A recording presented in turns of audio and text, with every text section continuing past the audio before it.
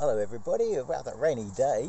This is day 4 I believe, and we're at the Valley Heights Railway Museum, and that's what we're going to do today, so let's get on with it. So here it is, Valley Heights Railway Museum, and to the left is the entry with some sheds and whatnot, and to the right is the museum. Beautiful up here in the Blue Mountains, just at the base of the Blue Mountains near Springwood. Lovely little place. Looking forward to this, should be good. Okay, this is the first room we've come to, and a lovely model railway line. Here we are.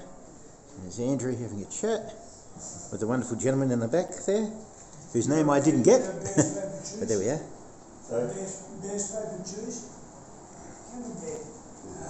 Yes.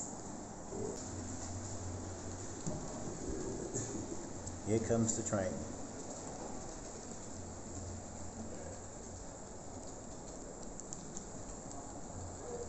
And there's the one about the teaching, so you go to class. And there Today's we go. word of the day is fascinate. Can anyone put that into a sentence for me? A little bit of a The 571, the big engine. How big? Well, let's have a look, shall we? There's the trolleys. There's the caboose. And if I get nice and close in, there's the engine. And that's probably the train we're going to be riding on in about 20 minutes time. These are the wheels of the train. There we are. Fantastic, look at that. Huge, absolutely huge. Scanning around. I don't really want to see the toilets, but there's the roundhouse. This is an original roundhouse, and it still has the turntable in the middle, as well as the old station in the back. And here's a close-up of the original turntable.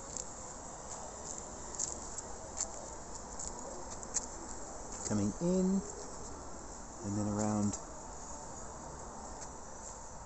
to the storage sheds, the roundhouse.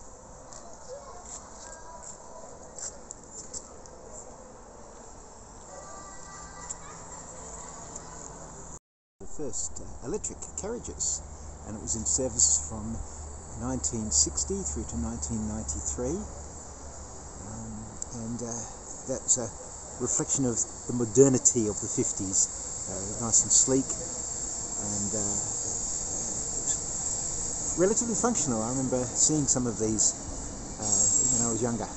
The Caves Express, dining buffet car that visited the Katoomba Caves from 1929 and through to, my memory serves me correctly, so hang on, let's have a look here.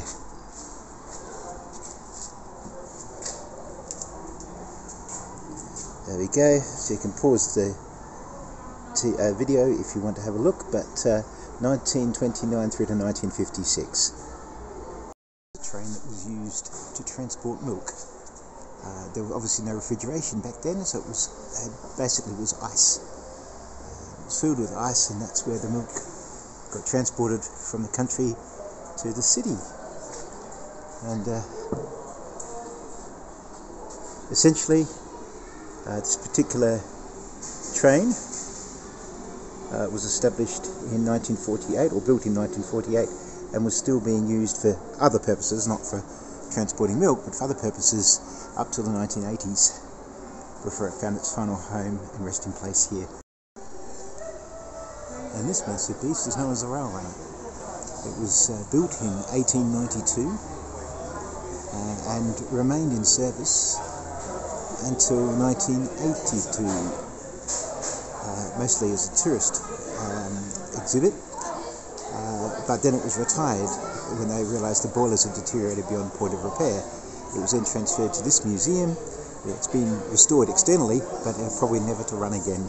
Well, but anyway, beautiful looking vehicle, well restored. We're on our way, pulling out from the roundhouse on our trip on the steam train. Couldn't really get much of a better view than this, simply because the train at the back end, there's obviously passengers already there, and at the front end we've got the steam train blocking. But maybe the return trip might be better. We'll see. But here we go.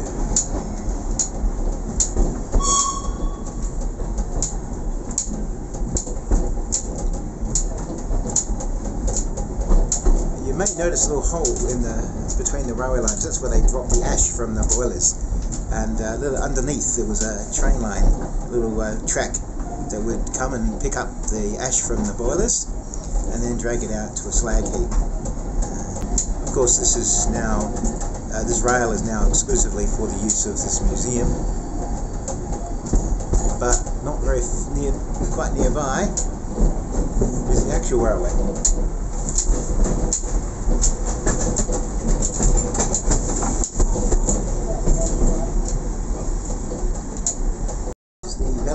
Railway station on the Katoomba line.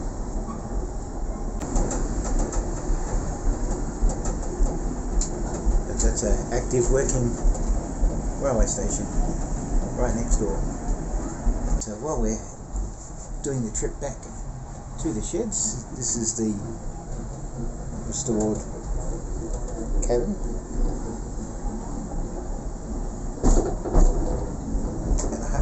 Very tastefully and wonderfully painted and restored. Okay, so I'll leave you there with our train trip. We've got some more trains to explore when we get back, and so I look forward to talking to you about those soon. Here we are in the picnic spot, chowing down on some sanga sandwiches.